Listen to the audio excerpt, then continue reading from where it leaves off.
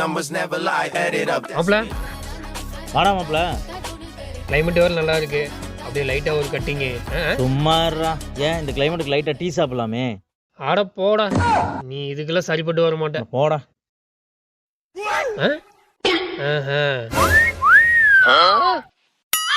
ஏய் எங்க விடுற ஆத்துமா?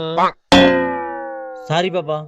டேய் சும்மாவே இருக்க மாட்டியாடா நீ? இதெல்லாம் ஜாலிக்கடா மச்சான், பொண்ணுங்க எதுக்கு இருக்காங்க, பசங்க கிண்டல் பண்ண தானே. இந்த நினைப்பை தான் மாற்றணும் பல தடவை சொல்லியிருக்கேன் உங்கள்கிட்ட. அட போடா, அவ்வளோதான் ஈக்குவலிட்டி ஃபெமினிசம் பேசுகிறாங்கல்ல, இதெல்லாம் தாங்கி தான் ஆகணும். எல்லாரும் அப்படி ஒன்றும் பேசுறது கிடையாது சரியா மச்சான் எல்லாரும் அப்படிதான். எதுக்கு தான் இந்த சொசைட்டி இவளுக்கு இவ்வளோ ஹைப் கொடுக்குதோ? டேய் எதுவும் தெரியாமல் தப்பாக பேசாத.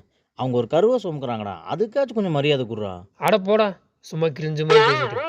ஆமாண்டா, நல்லது சொல்கிறோம் எல்லாத்தையும் கிரிஞ்சுன்னு பேரை வச்சு எவனையும் நல்லது சொல்ல விடாமல் பண்ணிடுங்க. பொண்ணுங்களை பற்றி என்னடா தெரியும் உனக்கு? ஒரு பொண்ணு பிரசவ ரூமுக்குள்ளே போகிறப்ப அவள் அம்மா ஆகணும்னு மட்டும் நினச்சி உள்ளே போகலை, அவள் உயிரியே அடகுக்கு உள்ளே போகிறாடா. அப்படி உள்ளே போயிட்டா திரும்பி வர வழியே இல்லை. அதையும் மீறி உள்ளே போயிட்டா ஐயோ உள்ளே வந்துட்டோமே அப்படின்னு நடுவில் ஸ்டாப் பண்ணுற ஆப்ஷனும் இல்லை. அப்போ அந்த உடம்பு சொல்கிறது ஒன்று தான், இந்த வழியை தாங்கியே ஆகணும்னு. அந்த நேரத்தில் அது ஒரு பொண்ணோட உடம்பே இல்லைடா, அது ஒரு பாதை. இந்த உலகத்துக்கு ஒரு உயிரை கொண்டு வரணும்னா அந்த உடம்பு தன்னை முழுசாக திறக்கணும். அப்போ உடம்போட அடிப்படை அமைப்பே அந்த நிமிஷம் மாறிடும். அப்போ அந்த வலி சகிச்சா போதுன்னு இருக்காது, அப்படியே உடம்பே ஒட்டைக்கிற மாதிரி இருக்கும். அந்த நேரத்தில் அந்த பொண்ணு மனசில் இருக்கிறது ஒரே ஒரு பயம்தான், நான் தாங்கலைன்னா உள்ளே இருக்கிற உயிருக்கு என்ன ஆகும் அப்படின்னு. அதனால தான்டா அவள் சத்தம் போடுறா, அழுகுறா, போராடுறா. அது பலவீனம் இல்லடா,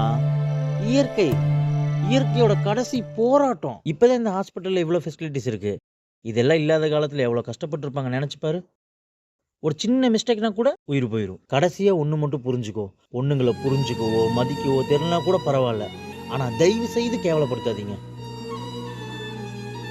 மச்சான் சாரி மச்சான். போடா, உன்னையெல்லாம் ஃப்ரெண்டாக வச்சுட்டு.